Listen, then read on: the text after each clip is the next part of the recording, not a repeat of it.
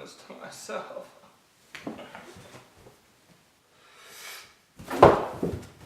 Ow!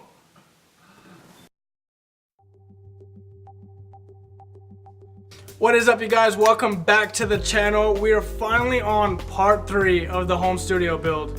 Now, this video should have been out weeks ago, but I got hit with one of the worst colds I've ever had. But now that I'm better, I can finally get everything back on track. So in part 2, I showed you guys how to build a budget sound booth for under $100. Now, in most cases, this would have been more than enough to record nice, clean audio. But unfortunately, the only room I was able to build mine in had such bad acoustics that it just wasn't enough. So just stick around and watch as I drastically improve the sound quality in my home studio step by step. Alright, here's a little behind the scenes action for you guys. So this is where I shoot most of my videos and where I record music in as well. But as you guys can see, there are a lot of blank walls and reflective surfaces that need to be treated. This mattress topper right here and this little bit of carpet are the only things helping the acoustics in this room, but unfortunately it's not enough. Now, the biggest problem is that this isn't even an actual room, so it's just completely open right here in the front, which means all of the sound echoes throughout this hall and all of this open space right here. Even in this recording, you could hear how bad the acoustics are in this area. It's definitely the least ideal spot to build a home recording studio, but I'm trying to make the most with what I have. Okay, so for step number 1, I'm going to hang this really thick sound dampening curtain to try and contain as much of the sound as possible. Now, I've already got the curtain rod cut and the brackets in place, so now I'm just going to get this curtain up there and show you guys the difference it makes just by itself.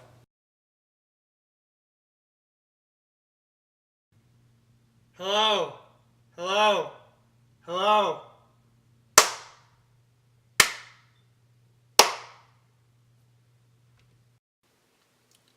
Hello? Hello? Hello?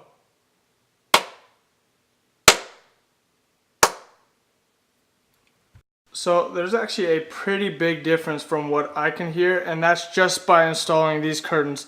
Now, obviously, if you guys are in an actual room, then you can go ahead and skip this step, but these next few steps will definitely help any room cut down on those nasty echoes and unwanted frequencies. The next area I want to focus on is the ceiling. As you guys can see, it is completely blank and has zero acoustic treatment on it whatsoever. So any and all noise being made in this area just reflect and amplify, and it sounds absolutely terrible. So to try and help with that, I bought a bunch of these acoustic tiles to spread out across the entire ceiling. So I'm going to get going on that, then bring you guys in for another sound test.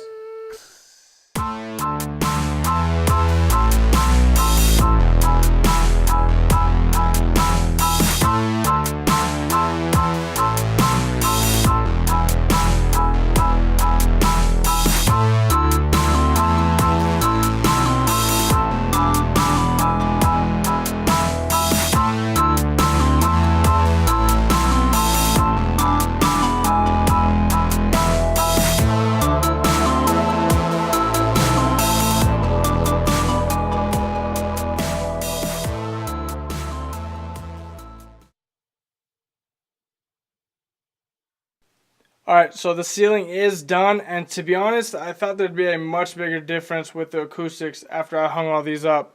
I guess I'll have to wait to see what it sounds like at the end, but if anything, I could just order some more and fill the areas that I left out.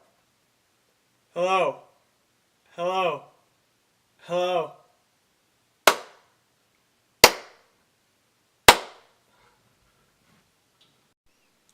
Okay, so the next thing I'm going to install to help treat this room are these bass traps. Now, these are just like the foam tiles, but these are specifically designed for the corners. Now, after doing some research, I found that these corners are where sound likes to kick it and bounce back and forth and just be completely obnoxious. We ain't having none of that up in here. So to help with that, I'm going to be installing these bass traps throughout the corners of this room. So I'm going to get started on that, then bring you guys in for another sound test.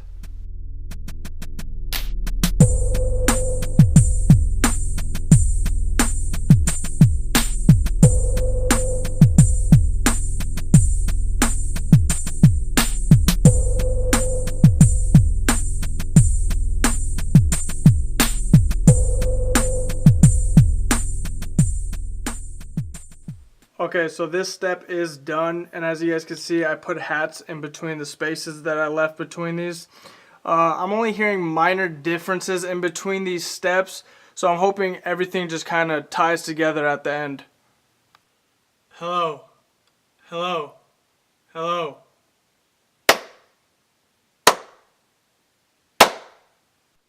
Alright, so the last step that I'm going to do is to treat these two walls, and for that I have these acoustic tiles right here that are smaller than the ceiling tiles, but they're much thicker. So since I don't have a lot of area to cover with these two walls, I'm going to use any leftover pieces to kind of fill any blank spots that I still haven't gotten yet. So I'll get started on that, then bring you guys in for the final sound test.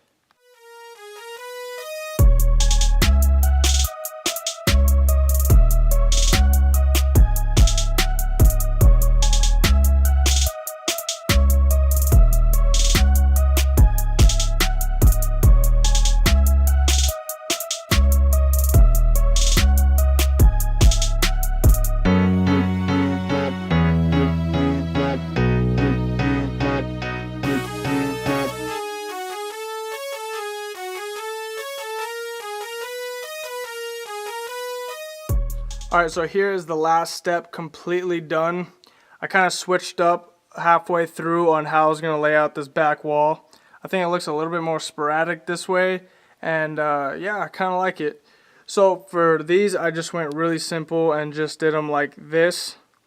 And for the extra pieces, I put on these two blank areas that didn't have any padding on it whatsoever. So I ended up using all the pieces that I had left over, so I'm pretty stoked about that. So, yeah, now I get to make music feeling like I'm in one of those padded rooms in an insane asylum. Great. Hello. Hello. Hello.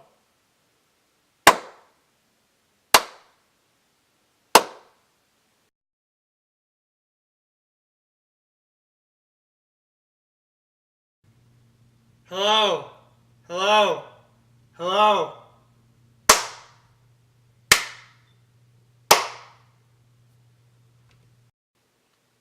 Hello. Hello. Hello. Hello.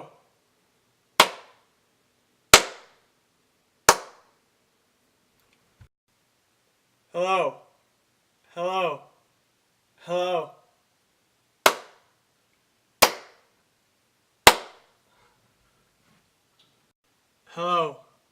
Hello. Hello.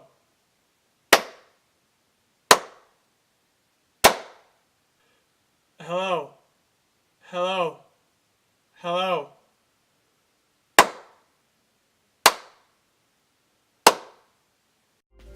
Alright guys, before I wrap this video up, there is one more thing I'd like to mention. Even though the curtains did a really good job on cutting down on a lot of those echoes I was getting before, it's still letting in a pretty good amount of noise in and out of this room, which I kind of figured even before I ordered them, but I was limited on what I could do to close this area off. Now I might order another set and double up on them and see if that even makes a difference. Now I strongly feel like I'm not even hearing the full extent of what all this foam is doing just because of how much sound is still being let in and out of this room. Unfortunately, it's something I just have to deal with right now. Alright you guys, that is it for part 3 of the home studio build.